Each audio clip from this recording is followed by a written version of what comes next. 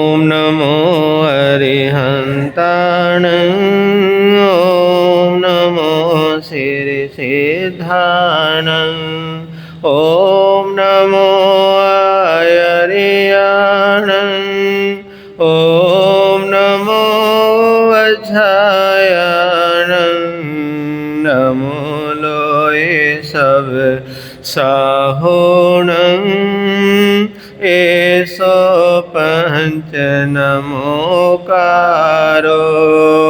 एसो पंच नमोकारो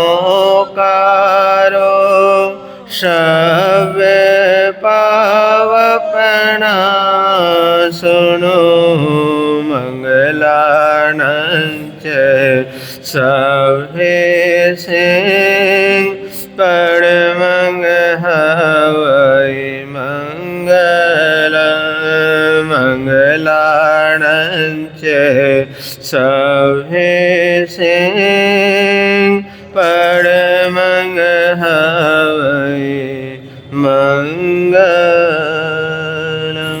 बोलिए पंच परमेष्टि भगवान की। बैठिए।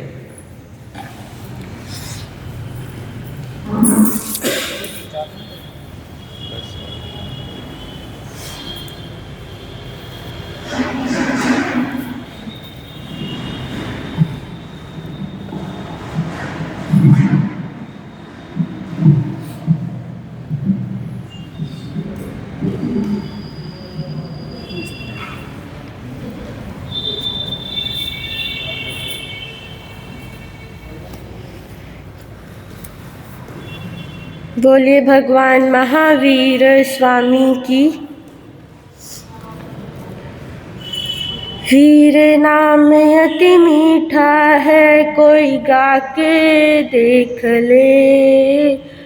वीर नाम अति मीठा है, कोई गा के देख ले। आ जाते भगवान कोई बुला के देख ले। वीर नाम अति मीठा है, कोई गा के देख ले। वीर नाम अति मीठा है, कोई गा के देख ले। आ जाते भगवान कोई बुला के देख ले। आ जाते भगवान कोई बुला के देख ले। मन भगवान का मंदिर है, यहाँ मैल न आने देना। मन भगवान का मंदिर है, यहाँ मैल न आने देना। मिला जन्म अनमोल से यूं व्यर्थ गवाना देना। मिला जन्म अनमोल से यूं व्यर्थ गवाना देना।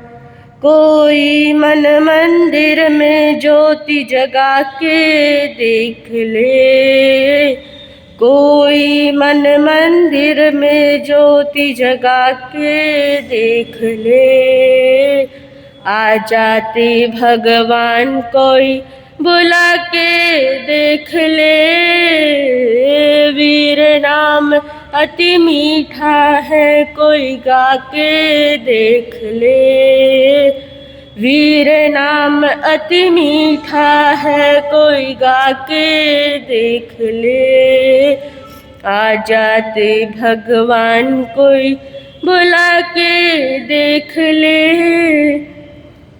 जिस घर में अंधकार वहाँ मेहमान कहाँ से आए।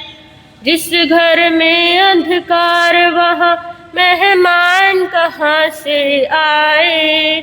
जिस मन में अभिमान वहाँ भगवान कहाँ से आए।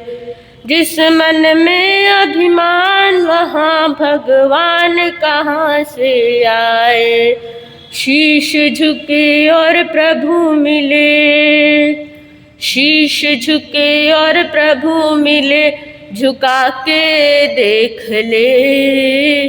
शीश झुके और प्रभु मिले, झुका के देख ले। आ जाते भगवान कोई बुला के देख ले। वीर नाम अति मीठा है, कोई गा के देख ले। आ जाते भगवान कोई बुला के देख ले।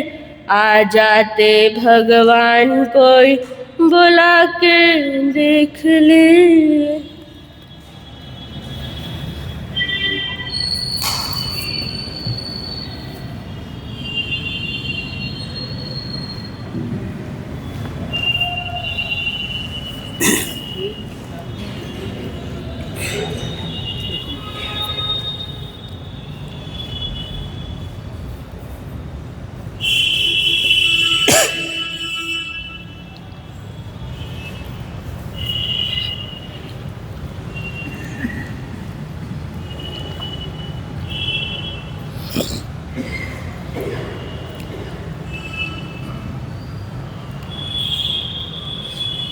धमो मंगल मुखे ठाम, अहिंसा संयम तवो। देवावितं नमं सन्ति, जस धमे सयामनो। जो स्वरूप समझे बिना, पाया दुख अनंत। जो स्वरूप समझे बिना, पाया दुख अनंत।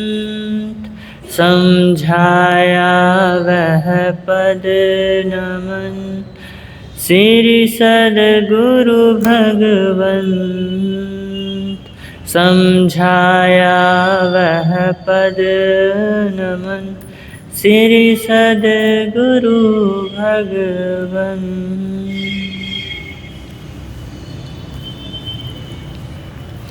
सर्वप्रथम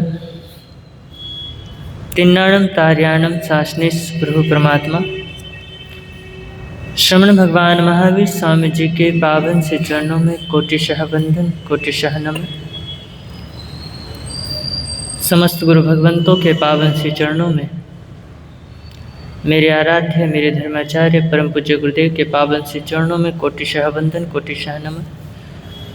एवं अन्य मुनिवृंद तथा साध्वी परिवार एवं इस प्रातःकालीन धर्म सभा में उपस्थित जिन शासन के उपासकों एवं उपासिकाओं, आप सभी का हार्दिक हार्दिक स्वागत है।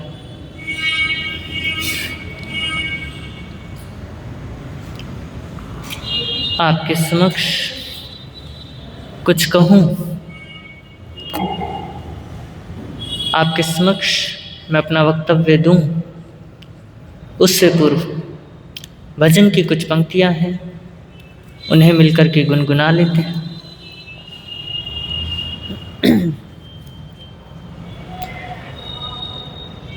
डगर है मुश्किल कठिन सफ़र है, मगर मुसाफिर जगह नहीं है। डगर है मुश्किल कठिन सफ़र है, मगर मुसाफिर जगह नहीं है। डगर है मुश्किल कठिन सफ़र है, मगर मुसाफिर जगह नहीं है। जो सोएगा बस वही खोएगा, जो सोएगा बस वही खोएगा। ये बात उसको पता नहीं है। डगर है मुश्किल कठिन सफ़र है, मगर मुसाफिर जगह नहीं है। डगर है मुश्किल कठिन सफ़र है, मगर मुसाफिर जगह। लगेंगे फल जब किसी वृक्ष में, वो पेड़ झुक जाएंगे स्वतः ही। लगेंगे फल जब किसी वृक्ष में, वो पेड़ झुक जाएंगे स्वतः ही। अकड़ तने की बता रही है, अकड़ तने की बता रही है, अभी फल इसमें लगा नहीं है। डगर है मुश्किल कठिन सफर है, मगर मुसाफिर ही है। डगर है मुश्किल कठिन सफर है, मगर मुसाफिर जगह। जो खानदानी रईस होते, मिजाज रखते हैं नर्म अपना। जो खानदानी रईस होते, मिजाज रखते हैं नर्म अपना। तुम्हारा लहजा बता रहा है, तुम्हारा लहजा बता रहा है, तुम्हारी दौलत नई नई है। डगर है मुश्किल कठिन सफर है, मगर मुसाफिर जगह नहीं है। डगर है मुश्किल कठिन सफर है, मगर मुसाफिर जगह नहीं है। जो सोएगा बस वही खोएगा, ये बात उसको पता नहीं है। डगर है मुश्किल कठिन सफर है, मगर मुसाफिर जगह। जरा सा कुदरत ने क्या नवाजा, किया के बैठे हो पहले सपने। जरा सा कुदरत ने क्या नवाजा, सजा के बैठे हो पहले सपने। अभी से उड़ने लगे हवा में, अभी से उड़ने लगे हवा में। अभी ये सोहरत नई नई है। डगर है मुश्किल कठिन सफर है, मगर मुसाफिर जगह नहीं है। डगर है मुश्किल कठिन सफर है, मगर मुसाफिर जगह नहीं है। जो सोएगा बस वही खोएगा, जो सोएगा बस वही खोएगा, ये बात उसको पता नहीं है। डगर है मुश्किल कठिन सफर है, मगर मुसाफिर नहीं है। कठिन सफर है, डगर है मुश्किल, मगर मुसाफिर जगह नहीं है।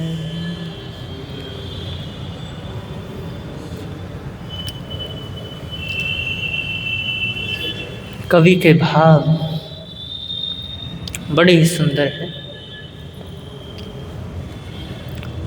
और कहा है कि डगर है मुश्किल कठिन सफ़र है, मगर मुसाफिर जगह नहीं। और जो सोएगा वही खोएगा, ये बात उसको पता नहीं।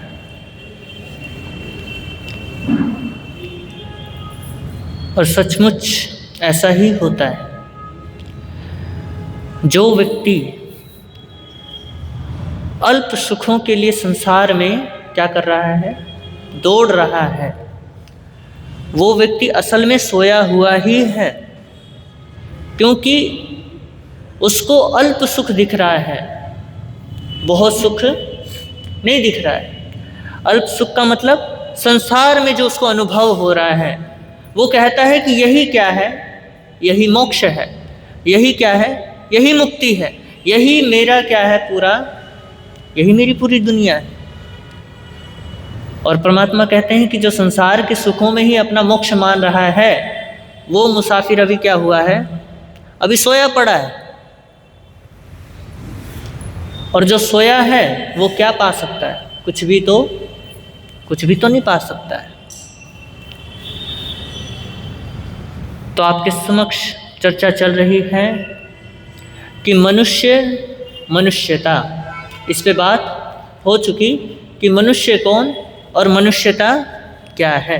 फिर उसके बाद मनुष्यता का विकास किस तरीके से होता है उस पर भी चर्चा कर चुके हैं। अब मनुष्यता की प्रथम श्रेणी जो है विकास की, उस पर हम क्या करेंगे, उस पर हम चर्चा करेंगे।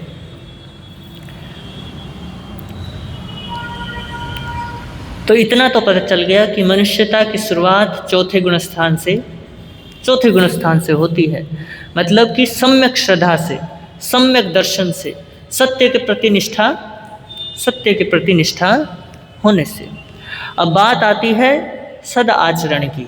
क्या आती है? सद आचरण की, कि अब तुम्हारी निष्ठा जो है, तुम्हारा जो विश्वास है वो धर्म के प्रति तो हो गया, लेकिन अब धर्म को जीवन में क्या करना है, जीवन में अंगीकार करना है। तो परमात्मा प्रथम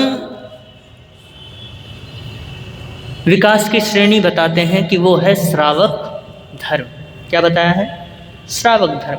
मनुष्यता के दो ही विकास श्रेणियां हैं, पहला है श्रावक धर्म, दूसरा है साधु धर्म। कौन सा? श्रावक धर्म और साधु धर्म। अब देखिए, जैन आगमों में श्रावकों के लिए, गृहस्थों के लिए 12 व्रतों का क्या आता है, 12 व्रतों का विधान आता है। तो 12 व्रतों में क्या क्या आता है? 5 अणुव्रत, 3 गुणव्रत, 4 शिक्षा व्रत। तो ये कितने हो गए? ये 12 श्रावकों के व्रत हो गए। तो यहाँ पे कितने हैं जिन्होंने 12 व्रतों को क्या किया हो, अंगीकार किया हो? कोई है श्रावक जिन्होंने 12 व्रतों को आपने किया हुआ है? बहुत अच्छी बात, आपने भी, ठीक है। श्रावकों में आपने किया हुआ है, ठीक है, बहुत अच्छी बात है।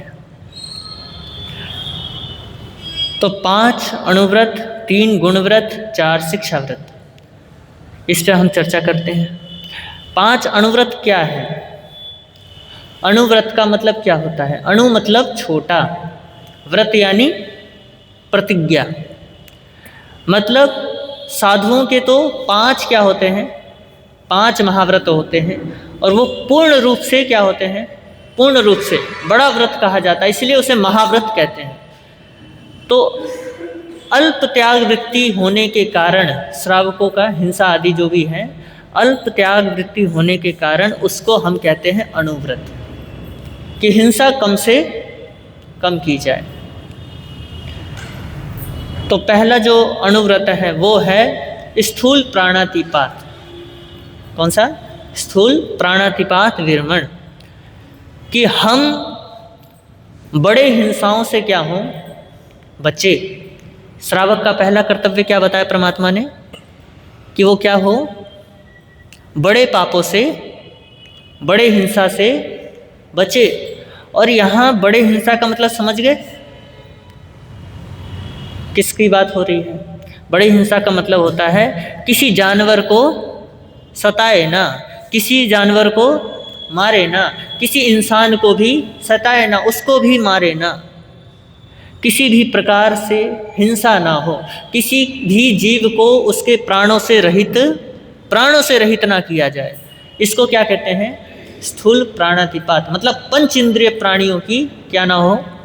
हिंसा ना हो। चौर इंद्रिय प्राणियों की भी हिंसा ना हो, और तेन्द्रिय प्राणियों की भी हिंसा ना हो, देन्द्रिय की भी। और एक इंद्रिय में तो क्या कर दिया गया है? एक इंद्रिय में आगार रख दिया गया है कि जितना हो सके कम से कम क्या की जाए? हिंसा की जाए, कम से कम। क्योंकि आहार क्या है? आहार एक आवश्यक है। अगर आहार ना मिले हमें तो हम क्या हो जाएंगे जी? हम खुद ही मर जाएंगे। तो जीवन को चलाने के लिए क्या करना पड़ता है? अल्प हिंसा का सहारा लेना पड़ता है। तो इसलिए परमात्मा ने बेइंद्रिय से लेकर के पंच इंद्रिय प्राणियों तक क्या किया है? कहा है कि श्रावको इनसे क्या करो, तुम इन हिंसाओं से बचो। तो ये हो गया स्थूल प्राणातिपात विरमण। अब दूसरा कौन सा आता है? स्थूल मिर्षावाद विरमण। अब देखिए, जो व्यक्ति झूठा होता है समाज में, वो व्यक्ति क्या होता है? निंदनीय होता है। उसकी कोई प्रशंसा नहीं होती कि ये बंदा झूठ बोलता है तो बहुत अच्छा आदमी है, बल्कि उसको क्या कहते हैं? बड़ा बेकार आदमी है, हर बात पे क्या बोलता है? झूठ बोलता है। तो इसलिए जिस बात से किसी व्यक्ति को हमारे ऊपर अविश्वास पैदा हो, ऐसे झूठ से क्या होना चाहिए? ऐसे झूठ से बचना चाहिए। मोटा झूठ नहीं बोलना चाहिए, जिससे हमारा भी अहित हो और दूसरों का भी अहित हो। ऐसे झूठ हमें नहीं बोलना चाहिए। तो उसके लिए भी क्या कहा कि अगर व्यापार भी करना है तो न्याय संगत, ये श्रावकों के लिए बोला है कि व्यापार भी करना है तो न्याय संगत करो, उसमें झूठ नहीं बोलना। अगर 10 का माल है तो 10 का माल बताओ, ये नहीं कि बोल दो 50 का माल है जी, तो ये मोटा झूठ हो गया। तो ऐसे झूठ नहीं बोलना जिससे सामने वाले का क्या हो? शोषण हो। क्योंकि क्या पता व्यक्ति किस तरीके से कमाता है, क्या पता उसकी क्या स्थिति है, और उस स्थिति के अनुसार वो आया है आपके दुकान पे और आपने क्या कर लिया जी? उसको मोटा झूठ बोल करके लूट लिया। तो उसका क्या हो गया जी? शोषण हो गया, उसका अहित हो गया। तो इसलिए हमें क्या नहीं करना चाहिए? मोटे झूठ नहीं बोलना चाहिए। ऐसा झूठ बोलो जिससे सामने वाले का भी हित हो और हमारा भी हित हो। तो ये स्थूल मिर्षावाद विरमण हुआ। अब तीसरा आता है स्थूल अदत्तादान विरमण, कि चोरी नहीं करनी, मोटी चोरी नहीं करनी। अब यहाँ मोटा चोरी का मतलब समझते हो? पहले तो प्राण हरण ही हो गया। सबसे बड़ी चोरी अगर कोई है तो वो है किसी के प्राण हर लेना, ठीक है। फिर दूसरी चोरी जो आती है, दूसरी चोरी वो है जो किसी का वस्तु बिना पूछे उससे पीठ पीछे क्या कर लेना? उड़ा ले जाना। उसको क्या कहते हैं? उसको स्थूल अदत्तादान विरमण कहते हैं। कि मैं ऐसे चोरी से क्या करता हूँ? पीछे हटता हूँ, ऐसे चोरी को छोड़ता हूँ। तो श्रावक इस तरीके से तीसरे स्टेज तक पहुँच गया कि मैं अब क्या करता हूँ? इस चोरी को भी त्याग रहा हूँ। और फिर आता है स्थूल मैथुन विरमण, कि मैं अपनी पत्नी में और स्त्रियों के लिए मैं अपने पति में क्या हूँ? संतुष्ट हूँ। मेरे को पर नारी या पर पुरुष क्या नहीं है? पर पुरुष आँखों को देखने के योग्य नहीं है, बल्कि वो मेरे क्या है? वो मेरे भाई है, वो मेरे माता है, वो मेरी बहन है, वो मेरे बेटे हैं। इस तरीके से क्या करना है? इस तरीके से अपने जीवन को बिताना है। तो स्थूल मैथुन विरमण, मैं इस तरीके से क्या करता हूँ? अपने अब्रह्मचर्य को त्यागता हूँ। बल्कि मैं कहाँ आता हूँ? ब्रह्मचर्य में आता हूँ। तो फिर ये हो गया चौथा स्थूल मैथुन विरमण। अब पांचवा बताया है परमात्मा ने स्थूल परिग्रह विरमण। स्थूल परिग्रह समझ गए? कि आवश्यकता से ज़्यादा इकट्ठा नहीं करना, संग्रह नहीं करना है। क्योंकि अधिकतर आज के समय में परमात्मा ने, देखो परमात्मा का धर्म किसका धर्म है? त्याग वृत्ति का, त्यागने का, है ना। और देखो परमात्मा ने जितना त्यागने को कहा है उससे ज़्यादा आज हमने इकट्ठा कर लिया है। परमात्मा ने जितना कहा कि परिग्रह कम हो, उतना ही सबसे ज़्यादा जैनियों के पास है या नहीं? उतना ही परिग्रह ज़्यादा है। अगर भारत की अमीरी में किसी समाज को गिना जाता है तो वो कौन से समाज को गिना जाता है? जैन समाज को गिना जाता है। और अमीर होने का कारण भी पता है कि अमीर क्यों है, क्योंकि उनको कोई सप्त क्वेश्चनों का बोलो सप्त क्वेश्चनों के कोई उसमें कोई मजा ही नहीं है, तो वो क्या कर देते हैं, जैन श्रावक त्याग देते हैं। तो पैसे गलत जगह लगते ही नहीं हैं, तो पैसे क्या होते रहते हैं जी, एकत्रित होते रहते हैं। तो फिर उसके बाद क्या हो जाता है, अमीरी आती रहती है। तो ज़्यादा हिंसा में जैनी लगते नहीं हैं। लेकिन आज के समय में जैन भी अब क्या हो गया जी, वो भी हिंसा में लिप्त होने लग गया है।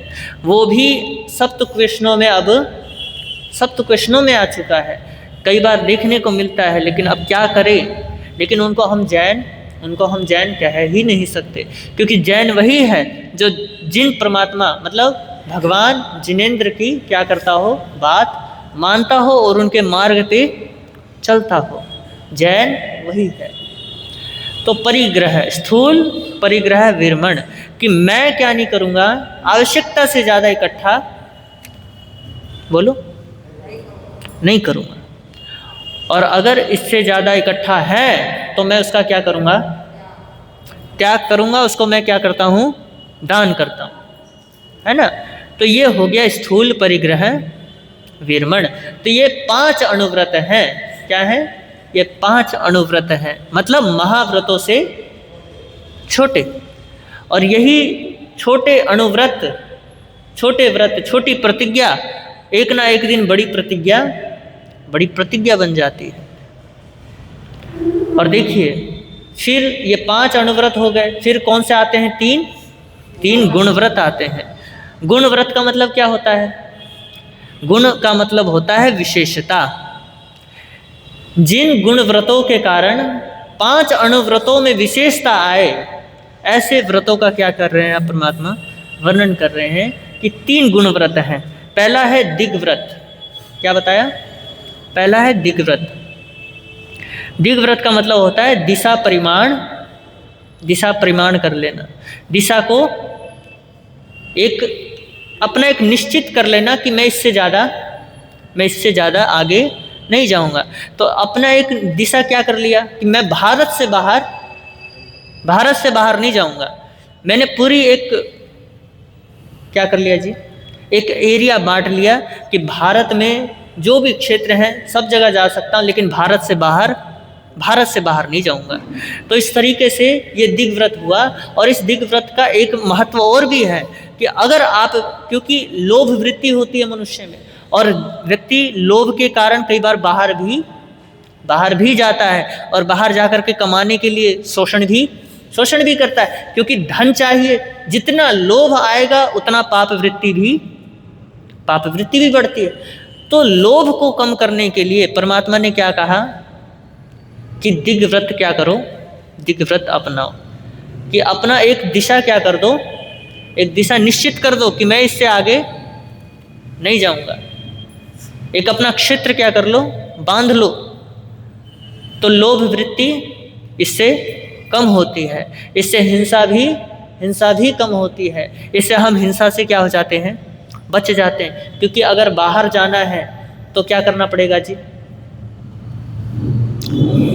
बोलो, हिंसा का सहारा लेना ही पड़ता है ना। कई तरीके की हिंसाएं होती हैं। अगर वाहन का यूज़ कर रहे हो तो सड़कों पे ना जाने कितने कीड़े मकोड़ियाँ होती हैं, वो भी मारे जाते हैं। और बाय चांस मान लो समुद्र पार करना हो तो फिर आप क्या करते हो, जहाज का भी प्रयोग करते हो। और जहाज का प्रयोग करोगे तो समुद्र में भी क्या होते हैं, समुद्र भी मछलियाँ होती हैं, पानी में जीव होते हैं। और उस कारण से वो क्या होते हैं जी, जहाज के कारण से भी वो मर जाते हैं। तो देखो आप कितने हिंसा से बच रहे हो कि अगर आपने दिग्व्रत अपना लिया तो आप क्या हो जाओगे, आप इतने बड़े हिंसा से बच जाओगे। फिर दूसरा जो बताया है भोगोपभोग परिमाण व्रत, कि मेरी जितनी आवश्यकता है उसके अलावा जो भी है उसको मैं क्या करता हूँ, छोड़ता हूँ। मतलब अपनी सीमा और कम करते चले जाना कि अगर मेरा एक वस्त्र में काम चल रहा है तो दूसरा वस्त्र रखने की मुझे कोई आवश्यकता नहीं। भोग का मतलब जो उपयोग में आए, एक ही बार उपयोग में आए, जैसे अन्न है, पानी है, जल है ना, ये एक ही बार में क्या आते हैं, उपयोग में आते हैं। और भोगोपभोग, दूसरा आया उपभोग, जो बार बार उपयोग में आते, जैसे कि घर हो गया, वस्त्र हो गया, है ना, ये चीज़ें उपभोग में आते हैं। तो भोगोपभोग का मतलब हुआ कि हमारे पास जितनी भी चीज़ें हैं उनसे भी क्या करते चले जाना, बोलो, उनसे भी हटते चले जाना है कि मेरी इतनी आवश्यकता अभी नहीं है। अगर मेरा 2 वस्त्र से काम चल रहा है तो बाकी के वस्त्र क्या करता हूँ, बाकी के वस्त्र छोड़ता हूँ, क्योंकि आप 2 वस्त्रों की पड़ी लहना कर सकते हो। अगर आपके पास 80 वस्त्र पड़े हों तो बताओ 80 वस्त्रों की पड़ी लहना करोगे आप? अगर किसी ने श्रावक का व्रत ले रखा हो तो 80 वस्त्रों की पड़ी लहना करेगा? नहीं कर पाएगा, क्योंकि पूरा दिन तो उसको उन वस्त्रों को ही संभालने में, उसको देखने में ही क्या हो जाएगा, निकल जाएगा। तो अपना दिनचर्या वो कैसे निभाएगा? तो इसलिए भोगोपभोग परिमाण व्रत ये भी बहुत आवश्यक है। फिर आता है अनर्थ दंड वीरमण व्रत। अब ये भी गजब का है कि श्रावक फालतू का बिना किसी वजह से कोई भी कार्य ना करे। अगर करता है तो वो क्या होता है जी, अनर्थ दंड वीरमण होता है। कि फालतू में ही क्या करना, मजाक करना, मजाक करके किसी का दिल दुखा देना, ये एक प्रकार की भाव हिंसा हो गई, अनर्थ दंड हो गया, फालतू का ही क्या हो गया, फालतू की हिंसा हो गई, है ना। और फालतू की चीज़ें इकट्ठा करना, परिग्रह करना, ये सब क्या हो गया जी, अनर्थ दंड वीरमण व्रत में आ गया। यहाँ तक कि अगर आपने अपने घर में धन के साथ साथ शास्त्र वगैरह भी इकट्ठे कर रखे हैं जो आपके अभी पढ़ने में उपयोग में नहीं आ रहे, आपके अभी पढ़ने में नहीं आ रहे हैं, तो वो भी क्या है, वो भी अनर्थ दंड वीरमण में आते हैं। कि आपने फालतू का ही क्या कर रखा है, शास्त्रों का भी परिग्रह कर रखा है। क्योंकि शास्त्र भी अगर रखे हैं तो शास्त्रों की भी पड़ी लहना करनी पड़ती है, क्योंकि कई बार जीव क्या हो जाते हैं, उसमें भी उत्पन्न हो जाते हैं। तो किताबों को खोल करके क्या करना पड़ता है, देखना पड़ता है, कहीं कोई जीव तो पैदा नहीं हो गया है। फिर ये 3 गुण व्रत होते हैं। अब आता है 4 शिक्षा व्रत। 4 शिक्षा व्रत में पहला कौन सा आया, समायिक व्रत। समायिक का व्रत मतलब समझ गए ना, कि अपने स्वभाव में स्थित हो जाना, मतलब समभाव, राग द्वेष अपने वृत्तियों में ना लेकर के आना ही क्या है, समायिक है। फिर ये समायिक व्रत होता है कि व्यक्ति क्या करे, समायिक करे, संभाव में आए। फिर उसके बाद दूसरा बताते हैं देशावकाशिक व्रत। देशावकाशिक व्रत का मतलब ये होता है कि अभी आपने दिग्व्रत के बारे में सुना ना, कि आपने एक परिमाण खींच दिया कि भारत में ही रहूँगा, इसके बाहर नहीं जाऊँगा। अब देशावकाशिक व्रत क्या होता है, इसका मतलब ये होता है कि आपने भारत में, आप कहाँ रह रहे हो अभी, बड़ौत में रह रहे हो, है ना। बड़ौत किस में आता है, यूपी में आता है। और यूपी में रहते हुए आपका व्यापार कहाँ तक जा रहा है, आपके जहाँ तक आपको लगता है कि मेरी आवश्यकता, यानी मेरे रिश्तेदार वहाँ रहते हैं, जैसे कि मान लो आपके कहीं दिल्ली में रह रहे हों, या हरियाणा में रह रहे हों, या पंजाब में रह रहे हों, है ना, या व्यापार भी आपका इधर ही कहीं आसपास रहता है, तो आप उन दिशाओं को छोड़ करके बाकी सब भारत के अंदर जितनी भी है, जहाँ आप जाते नहीं हो, आपका कोई लेना देना नहीं है, आपको दूर तक कोई संभावना नहीं दिखती कि मैं कभी जाऊंगा, तो आप क्या कर लो, उसका भी परिमाण बांध लो, उसको भी त्याग दो कि मैं इन क्षेत्रों में भी अब नहीं जाऊंगा। तो ये हो गया देशावकाशिक व्रत हो गया। फिर उसके बाद पोषद व्रत। पोषद व्रत क्या होता है? पोषद व्रत का मतलब होता है साधु जैसा जीवन एक दिन क्या करना, एक दिन बिताना। और ये होता है पोषद व्रत बिना जल के, बिना खाए पिए होता है। और अगर शक्ति नहीं है तो एकाशने के साथ भी पोषद व्रत किया जाता है। और कई बार अहोरात्रि से पहले भी पूर्ण पोषद व्रत कर लिया जाता है। तो ये पोषद व्रत है कि आप क्या करो, पूरे दिन भर और भी पापों से बच जाते हो। कि मैं क्या नहीं करता, बोलो, भोजन नहीं बनाता, है ना, मैं कोई व्यापार नहीं करता तो कोई झूठ नहीं बोलता, है ना, किसी की प्राण हिंसा होती नहीं है, किसी भी प्रकार का परिग्रह होता नहीं है। तो आप देखो 5 अनुव्रतों को आप क्या कर लेते हो, पोषद व्रत में पाल लेते हो। फिर आता है अतिथि संविभाग व्रत। ये बहुत महत्वपूर्ण व्रत है। दो व्रत बहुत महत्वपूर्ण है श्रावक के, एक तो सामायिक व्रत और एक अतिथि संविभाग व्रत, जो आज के समय में विलुप्त हो गया है। क्या हो गया है? आज के समय में विलुप्त हो गया। अतिथि संविभाग व्रत तो ऐसा हो गया है कि बस जिससे मेरा मन लगा हुआ है उसी को क्या करूँगा, उसी को दूंगा, अन्यथा किसी को भी नहीं दूंगा। पहले तो आप श्रावकों की बात करते हैं कि श्रावक किसको अतिथि माने।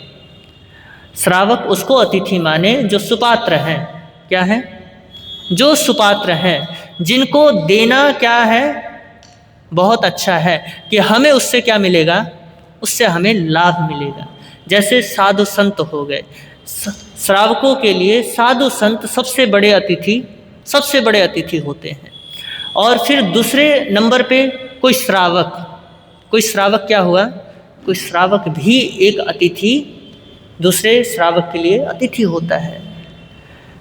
क्योंकि दया जब पालते हैं, दया पाल करके, है ना, दया की है किसी ने यहाँ पे, जब दया करते हैं तो साधु जैसा जीवन, वो भी साधु जैसा जीवन होता है। उसमें 3 टाइम भोजन या 1 टाइम भोजन अपनी शक्ति के अनुसार करते हैं। तो वो क्या करते हैं, भोजन के लिए घरों में श्रावक भी जाते हैं। तो वो भी एक प्रकार के क्या है, वो भी अतिथि हैं।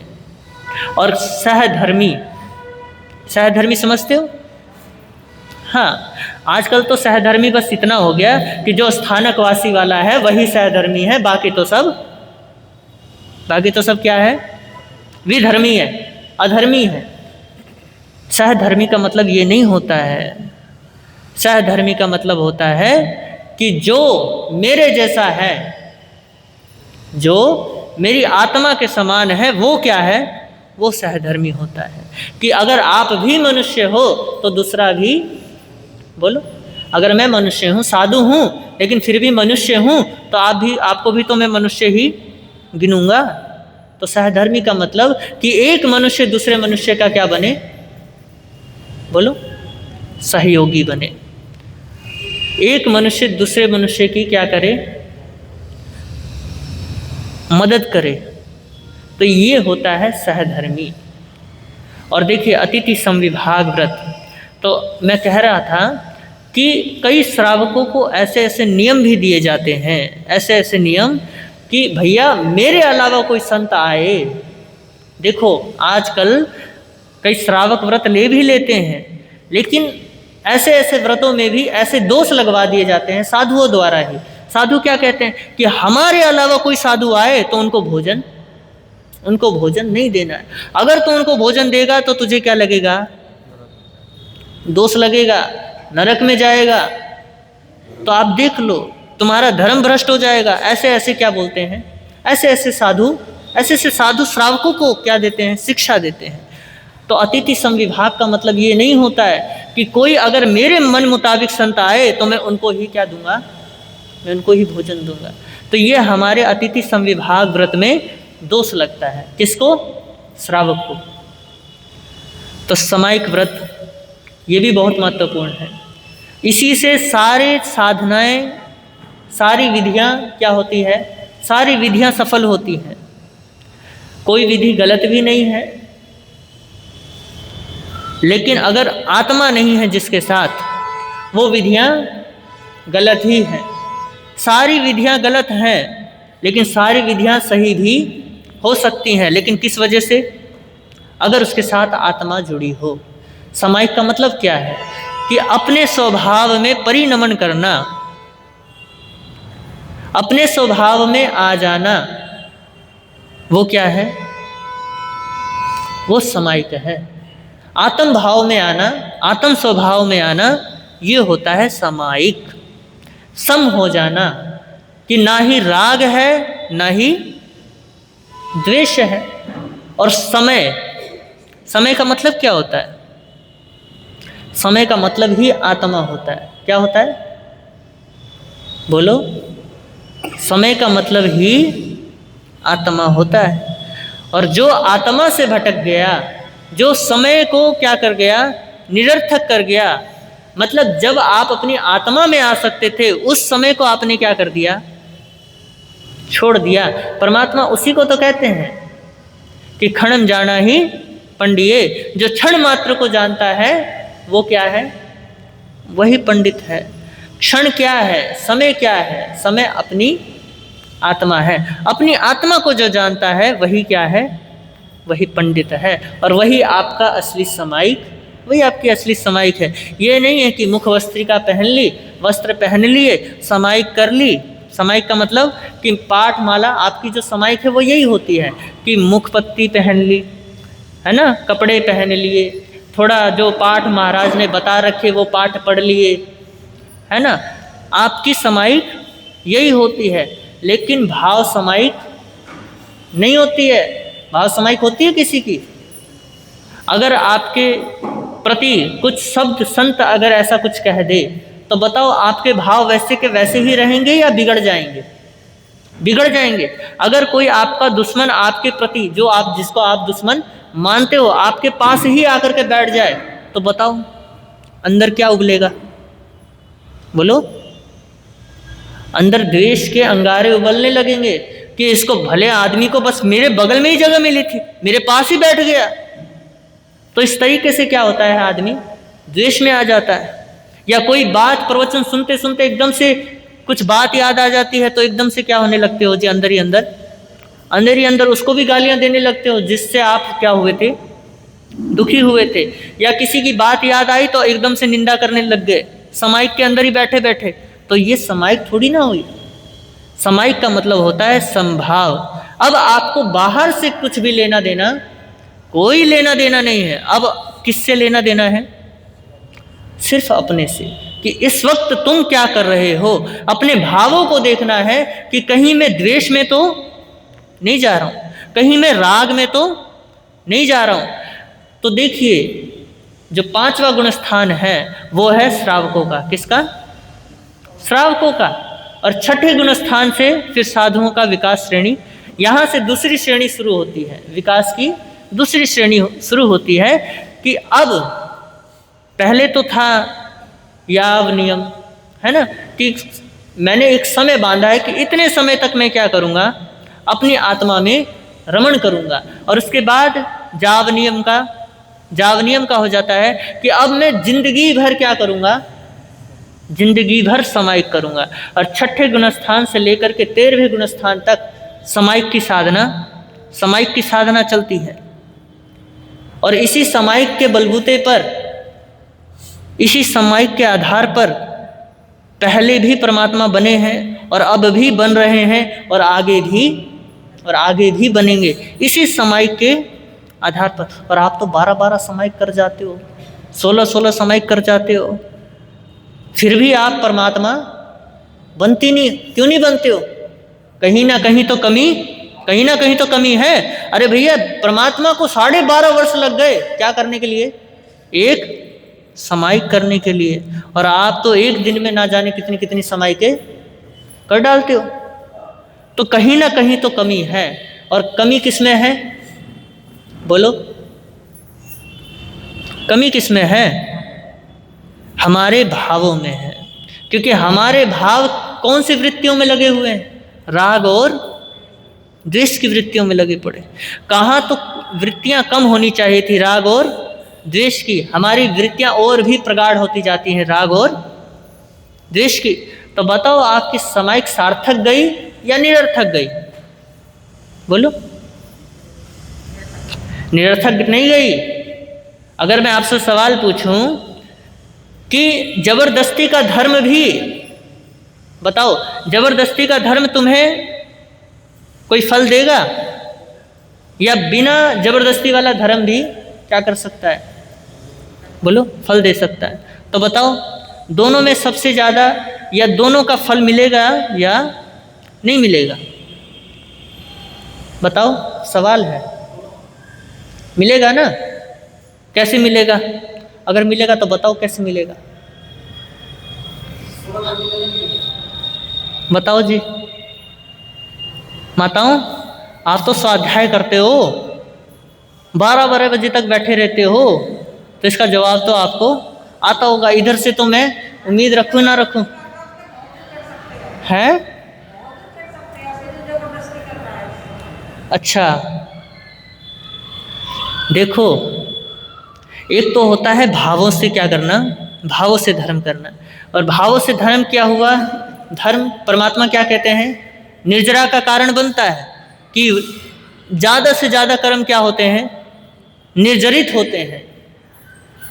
और जो जबरदस्ती का धर्म है कि यार सामायिक तो करनी ही है ना, मंदिर तो जाना ही जाना है, स्थानक तो जाना ही जाना है, गुरुओं के दर्शन करना ही करना है, प्रतिक्रमण तो करना ही करना है। तो ये जबरदस्ती का धर्म हुआ कि अभी आपके भाव उसमें जुड़े नहीं है, लेकिन फिर भी आप क्या कर रहे हो? उसको कर रहे हो। तो परमात्मा कहते हैं इसका भी फल जरूर मिलता है। जब आपको मतलब बिना भाव के पाप किए हुए का भी फल मिल सकता है कि आपने कोई अनजाने में किसी को मार दिया, तो बताओ उसका फल मिलेगा नहीं मिलेगा? चाहे आपके भाव ना जुड़े हों उसको मारने के, लेकिन फिर भी उसका फल जरूर मिलता है कि तूने क्या किया? पाप किया है, तो तुझे इसका फल मिलेगा ही मिलेगा। तो जबरदस्ती का धर्म भी आपको क्या देगा? वो भी आपको फल देगा, चाहे थोड़ा ही दे, लेकिन देगा। अगर जब अनजाने में की हुई हिंसा का भी आपको फल मिल रहा है, तो अनजाने में किए हुए धर्म का भी क्या मिलेगा? उसका भी फल मिलेगा। तो ये इसका क्या हुआ? ये इसका उत्तर हुआ। तो यहाँ से भाव श्रेणी ऊपर की ओर चढ़ती है कि साधु छठे गुणस्थान से 13वें गुणस्थान तक सामायिक, मतलब कि राग और द्वेष से परे होता है। और जितना राग द्वेष शिथिल होते चले जाएंगे, साधु का गुणस्थान उतना ही बढ़ता चला जाता है। और आज के समय में साधु अगर छठे गुणस्थान में विराजमान है, तो इसका मतलब ये है कि अभी राग द्वेष उसके शिथिल नहीं हुए। भैया मेरे भी राग द्वेष अभी क्या है? मेरे भी राग द्वेष प्रगाढ़ हैं, इसलिए अभी भी मैं छठे गुणस्थान में बैठा हुआ हूँ, अभी भी प्रमाद के गुणस्थान में बैठा हुआ हूँ। लेकिन जैसे ही शिथिल होते हैं, क्या होते हैं? राग द्वेष, क्योंकि राग द्वेष ही है कर्मों को बढ़ाने वाले। कर्म के अगर बीज हैं तो वो कौन से हैं? राग और द्वेष। तो पाप का जो कारण है उसको ही अगर तुम शिथिल कर दो, तो बताओ पाप आपके प्रगाढ़ होंगे? नहीं होंगे, पाप उतने ही घटते चले जाएंगे। तो इसलिए अपने भावों से क्या करना है? राग और द्वेष को कम करते चले जाना है। तो आपकी वो सामायिक क्या हो जाएगी? वो सामायिक पूर्ण हो जाती है। 13वें गुणस्थान से 14वें गुणस्थान में वो सामायिक की साधना पूर्ण होती है। और जब सामायिक की साधना पूर्ण होती है, उसी को हम मुक्ति, उसी को हम मोक्ष, उसी को हम निर्वाण, उसी को हम वैकुंठ कहते हैं, है ना? तो समझ गए होंगे श्रावक का 12 व्रत कौन कौन से हैं, 12 प्रतिज्ञाएं कौन कौन से हैं? याद है किसी को? पहला है स्थूल प्राणातिपात, दूसरा है स्थूल मिर्चावाद, तीसरा है स्थूल अदता दान, चौथा है स्थूल मैथुन परिमाण, और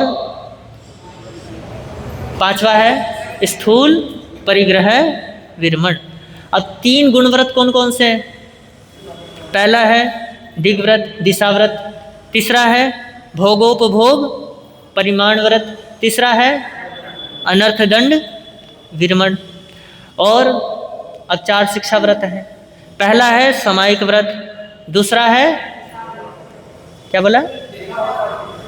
देशावकाशिक, तीसरा है और चौथा है अतिथि संविभाग। तो समझ गए ना? तो ये है मनुष्यता के विकास का प्रथम श्रेणी यहाँ पूर्ण होती है। ये है आपका श्रावक धर्म। तो अगर भाव बन रहे हो ना इन 12 व्रतों को सुन करके, बड़े आसान है, कोई बड़ी बात नहीं है। तो आप में से कोई भी इन 12 व्रतों को ले ही सकता है, और माताएं तो जरूर लो।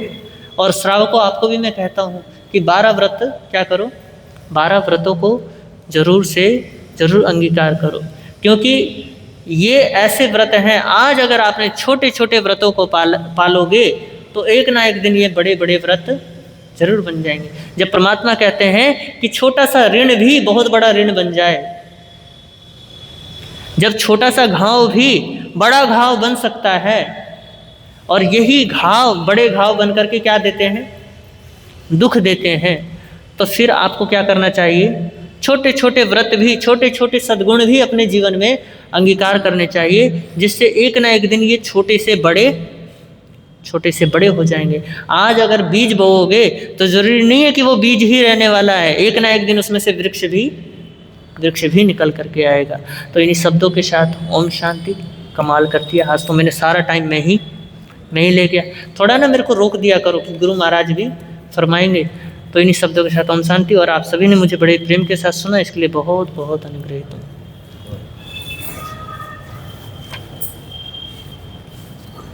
टाइम आगे का थोड़ा सा दानान सेठम अभेपयाणं सचे सुवर्णवजं वयन्ते तवे सुवा उत्तमं वम्बचेरं लोगोत्तमे समेणे नायपोते गुरु श्री राम प्रेम सुख जी को मेरा हो परनाम, जिनका जग में ऊंचा नाम, जिनका जग में ऊंचा नाम। दीन के बंधु करुणा सिंधु जपल सुबह और शाम, जिनका जग में ऊंचा नाम, जिनका जग में ऊंचा नाम।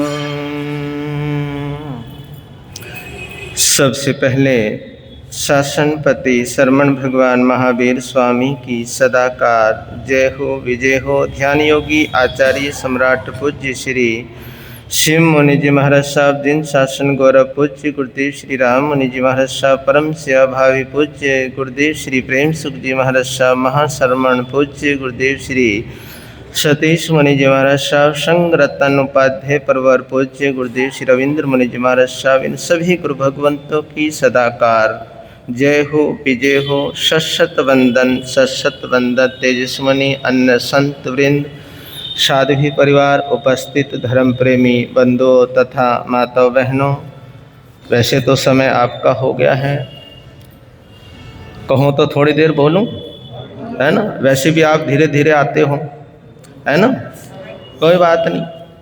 जितने भी जो भी आएंगे सुनाएंगे हम, चाहे तो 2 आओ चाहे 4 आओ, कल का प्रवचन भी यहीं पर रहेगा और उसके पश्चात शहर में जाने का भाव रहेगा। तो अभी आपने तेजस्विनी के मुखारविंद से श्रावक धर्म की चर्चा सुन रहे थे। प्रभु की वाणी है, वीतराग वाणी है, परमात्मा की वाणी है। और ये वीतराग वाणी, परमात्मा की वाणी, ये किसी सौभाग्यशाली जीवों को ही क्या होती हैं, प्राप्त होती हैं। ये पुण्यवान जीव होते हैं, सौभाग्यशाली जीव होते हैं, जो परमात्मा की वाणी संत गुरु भगवंतों के मुखारविंद से क्या करते हैं, श्रवण करते हैं, सुनते हैं। तो आप सभी सौभाग्यशाली हैं, आप सभी पुण्यशाली हैं कि आप अपना व्यस्त समय निकाल कर, है ना, व्यस्त समय निकाल कर आप कहाँ आए, स्थानक में आए। ये आपकी क्या है, ये आपकी पुण्यवाणी है। और इस पुण्यवाणी को कि हम अनुमोदना करते हैं, आपकी पुण्यवाणी को नमन करते हैं, नमस्कार करते हैं। तो 2 लाइनें आप सभी मिलकर बोलने का भाव रखेंगे। एक प्रार्थना है, क्या है, प्रार्थना है। देखिए 2 चीज़ें होती हैं, एक प्रार्थना होती है और दूसरी कामना होती है, कामना और प्रार्थना। देखिए सुनने में दोनों एक जैसी मालूम देती है, प्रार्थना और कामना, लेकिन दोनों में क्या है, दोनों में अंतर है। प्रार्थना अलग है, कामना अलग है। और देखिए अधिकांशतः हम लोग किस में रहते हैं, है ना, प्रार्थना में रहते हैं या कामनाओं में रहते हैं, है ना। अधिकांशतः हम ज़्यादातर कामनाओं में रहते हैं, कामनाओं में जीते हैं। कामनाएं मतलब इच्छाएं, है ना, कामना मतलब इच्छाएं। और इच्छाएं कितनी हैं बड़ौत वालों, प्रधान जी, कितनी इच्छाएं आपकी हैं? अनंत इच्छाएं हैं, है ना, अनंत इच्छाएं। इच्छा हो समा, है ना, परमात्मा का क्या है, इच्छा आकाश समा अनंत्या। ये इच्छाएं आकाश की तरह क्या है, ये आकाश की तरह अनंत होती है। और देखिए इन इच्छाओं के आधार पर ही इंसान बनता है और इन इच्छाओं के आधार पर ही भगवान बनता है। बस कोई बड़ी लंबी चौड़ी बात नहीं कर रहा हूं मैं आपके समक्ष। देखिए कहते हैं महापुरुषों ने कहा, कहने वालों ने कहा कि जब भगवान के अंदर इच्छाएं आ जाए, किसके अंदर, भगवान के अंदर जब इच्छाएं आ जाए तो उस समय भगवान इंसान बन जाता है। क्या बन जाता है, अगर भगवान के अंदर इच्छाएं आ जाए तो वो भगवान क्या बन जाता है, इंसान बन जाता है। और अगर इंसान के अंदर से इच्छाएं निकल जाए तो इंसान भगवान बन जाता है। इन इच्छाओं ने हमारे को क्या किया हुआ है, जकड़ा हुआ है। इन कामनाओं ने हमारे को जकड़ा हुआ है। एक इच्छा पूर्ण होती है तो दूसरी इच्छा तैयार होती है। लेकिन भगवान कहते हैं, परमात्मा कहते हैं कि भैया जो तुम्हारे पास है, जो तुम्हारे पास है उसका क्या कर लो, उसका सुख भोग लो। क्या कर लो, उसका सुख भोग लो। लेकिन नहीं, आदमी क्या हो जाता है, आदमी परेशान हो जाता है, आदमी चिंता युक्त हो जाता है। आदमी के अंदर और इच्छाएं क्या हो जाती हैं, और इच्छाएं पैदा हो जाती है। कैसे कि ये 99 पैसे है, इन 99 को 100 में कैसे बदले। अब भैया 100 भी हो गए, है ना। अब 100 को इनको 1000 में कैसे बदले, तो 1000 हो गए, लाख हो गए, करोड़ हो गए। तो ये इच्छाएं बढ़ती ही चली जाती है। तो अधिकांशतः हम लोग किस में जीते हैं? हम इच्छाओं में जीते हैं, हम कामनाओं में जीते हैं। और जो कामनाओं में जीते हैं, जो इच्छाओं में जो जीते हैं, वो अपने संसार को क्या कर लेते हैं?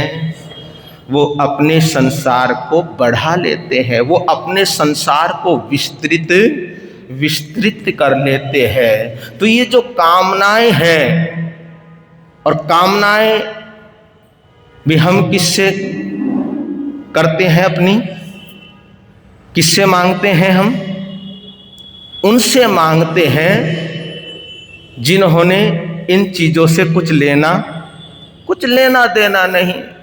हे परमात्मा मेरी दुकान चल जाए, हे परमात्मा मेरा मकान बन जाए, हे अरिहंत भगवान मेरा ये हो जाए, मेरा वो हो जाए। तो हम किससे मांगते हैं? भगवान से मांगते हैं, अरिहंत से मांगते हैं। वीतराग परमात्मा से क्या करते हैं?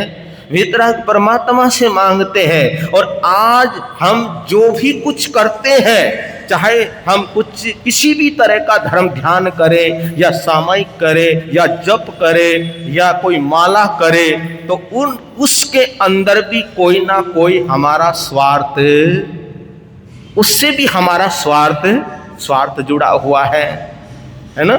सामायिक की है कि सामायिक के बदले मेरे को कुछ मिल जाए। और कुछ क्या मिल जाए? संसार की चीजें, है ना। संसार की चीजें तो मांगते हैं, और उन चीजों को मांगते हैं जिन चीजों को एक दिन हमने क्या करना है? छोड़ना है। अरे छोड़ना नहीं है, वो तो आपको जब वो आती है ना, कौन आती है? हाँ, जब मौत आती है, जब मृत्यु आती है, तो वो अपने आप ही क्या कर लेती है। आप छोड़ना नहीं चाहते, क्या नहीं चाहते? बता, कोई मरना चाहता है ना? कोई मरना नहीं चाहता, कोई मृत्यु नहीं चाहता, कोई मौत नहीं चाहता। लेकिन भैया जितना आयुष कर्म है, उतना तो आपको क्या करना पड़ेगा? उतना ही भोगना पड़ेगा। ना आयु को बढ़ाया जा सकता है, ना आयु को घटाया जा सकता है। जितनी तुम्हारी उम्र है, उस उम्र को आपको क्या करना पड़ेगा? भोगना ही पड़ेगा। तो ये जो हम इच्छाओं में रहते हैं, इच्छाओं में, तृष्णाओं में हम जो जीते हैं, तो एक ना एक दिन तो भैया ये सारी चीजें छोड़नी पड़ेगी। हम नहीं छोड़ेंगे तो मृत्यु हमारे से क्या कर लेगी? मृत्यु हमारे से छुड़ा लेगी। तो अधिकांशतः हम किस में रहते हैं? कामनाओं में रहते हैं। प्रार्थना में तो हम बहुत कम होते हैं। कामना कहते किसको है? कामना उसको कहते हैं जो हम संसार के लिए जो चीजों को क्या करते हैं? चीजों को मांगते हैं, उसको हम क्या कहते हैं? उसको कामना कहते हैं। जो सांसारिक चीजें हम प्राप्त करते हैं, उसको हम कामना कहते हैं। जो अपने तक जो सीमित रहती है, उसको हम क्या कहते हैं? उसको हम कामना कहते हैं। लेकिन प्रार्थना जो होती है, प्रार्थना में कोई इस तरह की संसार की कोई इच्छा नहीं होती है। प्रार्थना में कोई स्वार्थ नहीं होता है। प्रार्थना हर किसी के लिए होती है, प्रार्थना सबके लिए होती है। कहते हैं ना कि सबका मंगल, सबका भला, सबका मंगल, सबका भला। आप कहोगे कि महाराज सबका मंगल, सबका भला तो हो गया, लेकिन इससे बोलने से मेरे को क्या लाभ, मेरे को क्या लाभ, मेरे को क्या फायदा? क्योंकि हर कोई क्या चाहता है, हर कोई लाभ चाहता है। आप तो व्यापारी हो, हर कोई लाभ चाहता है, हर कोई फायदा चाहता है। इससे मेरे को क्या लाभ कि सबका मंगल, सबका भला। देखिए, परमात्मा कहते हैं कि हर किसी के अपने अपने क्या होते हैं, अपने अपने कर्म होते हैं। क्या होते हैं? सबके अपने अपने कर्म होते हैं। आपने कहा कि इसका मंगल, इसका भला, आपने तो बोल दिया, लेकिन जरूरी नहीं है कि आपके कहने से, आपके बोलने से उसका मंगल हो या ना हो। ये कोई जरूरी नहीं है। लेकिन जब हमारे अंदर ऐसे शुद्धतम भाव आए हैं, पवित्रतम भाव आए हैं कि सबका मंगल, सबका भला, क्योंकि ये भाव उसके अंदर ही आएंगे, ये प्रार्थना उसके अंदर ही आएगी, जो अंदर से क्या होगा, बोल तो दो, जो अंदर से शुद्ध होगा। क्या होगा? अंदर से जो शुद्ध होगा, अंदर से जो पवित्र होगा, उसके अंदर ही ऐसे भाव आएंगे। उसका भला हो या ना हो, लेकिन परमात्मा कहते हैं तुम्हारा भला जरूर होगा। क्यों होगा? क्योंकि तुम अंदर से क्या हो, अंदर से शुद्ध हो, अंदर से क्या हो, अंदर से पवित्र हो। और धर्म कहाँ रुकता है, धर्म कहाँ ठहरता है, पता है आपको? धर्म का निवास स्थान। एक बार परमात्मा से, प्रभु महावीर से इंद्रभूति गौतम ने यही प्रश्न किया, यही पूछा कि परमात्मा आखिर धर्म कहाँ रहता है, धर्म कहाँ ठहरता है, धर्म का निवास स्थान कौन सा है? तो देखिए, परमात्मा ने कोई लाग लपेट नहीं रखी। क्या नहीं रखी? कोई लाग लपेट नहीं रखी, क्योंकि वो वीतराग है, वो सर्वज्ञ है। और जो सर्वज्ञ होते हैं, जो वीतराग होते हैं, वो कोई लाग लपेट नहीं रखते। हम तो लाग लपेट रख सकते हैं कि कहीं भाई हमारा श्रावक नाराज ना हो जाए, कहीं हमारा श्रावक, अगर मैंने सच्चाई बोल दी, कहीं हमारा श्रावक हमारे से टूट ना जाए। हम लोगों को ये चिंता होती है। क्या होती है? लेकिन अरिहंत परमात्मा, वीतराग परमात्मा को कोई चिंता नहीं होती है। वो तो चिंतन में जीते हैं, वो तो चिंतन में रहते हैं, कोई लाग लपेट नहीं। जब ये प्रश्न किया इंद्रभूति गौतम ने, तो महावीर ने कहा कि हे गौतम, धर्म ना तो किसी मंदिर में रहता है, धर्म ना किसी गुरुद्वारे में रहता है, धर्म ना किसी मस्जिद में रहता है, धर्म ना किसी स्थानक में रहता है। प्रभु ने तो एक प्यारा सा सूत्र दिया, बड़ा प्यारा सूत्र दिया, धम्मो शुद्धस्य चिट्ठेयि, धम्मो शुद्धस्य चिट्ठेयि। तो परमात्मा ने कहा कि हे गौतम, जिसका हृदय शुद्ध होता है, क्या होता है? जिसका हृदय पवित्र होता है, जिसके हृदय के अंदर शुद्धता होती है, पवित्रता होती है, उसी के हृदय के अंदर धर्म का निवास होता है। तो शुद्धता बहुत बहुत जरूरी है। और शुद्धता कामनाओं में नहीं आएगी, शुद्धता इच्छा के द्वारा नहीं आएगी, शुद्धता तो प्रार्थना में ही रहती है। समय आपका हो गया है, चलो कोई बात नहीं, फिर कभी चर्चा कर लेंगे इस बात पे। वीर नाम के हीरे मोती, गुरु नाम के हीरे मोती, प्रभु नाम के हीरे मोती, मैं बिखराऊं गले गले, ले लो रे कोई राम का प्यारा, शोर मचाऊं ले लो रे कोई गुरु का प्यारा, शोर मचाऊं गली गली। दौलत के दीवानों सुन लो, एक दिन ऐसा आएगा, धन दौलत और महल खजाना यहीं पड़ा रह जाएगा। अरे धन दौलत और महल खजाना यहीं पड़ा रह जाएगा। सुंदर काया मिट्टी बनेगी, सुंदर काया मिट्टी बनेगी, चर्चा होगी गली गली। ले लो रे कोई राम का प्यारा, शोर मचाऊं गली गली। ले लो रे कोई गुरु का प्यारा, शोर मचाऊं गली गली। जिसने ये सब मोती लूटे वो तो माला माल हुए। दौलत के जो बने पुजारी आखिर वो कंगाल हुए।